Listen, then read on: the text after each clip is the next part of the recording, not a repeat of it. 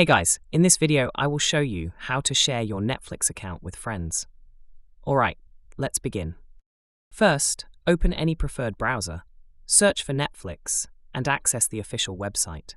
Once there, sign into your account and click on your profile icon at the top right corner. From the drop-down menu, select Account Settings and a new page will appear. Now, scroll down and tap on the Transfer a Profile feature. Here, you can select your friend's account to share it with them. This allows them to have their own profile while still being linked to your account.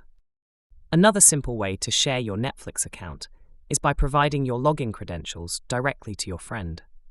Once they enter your email and password, they can log into your profile and start watching from their own device.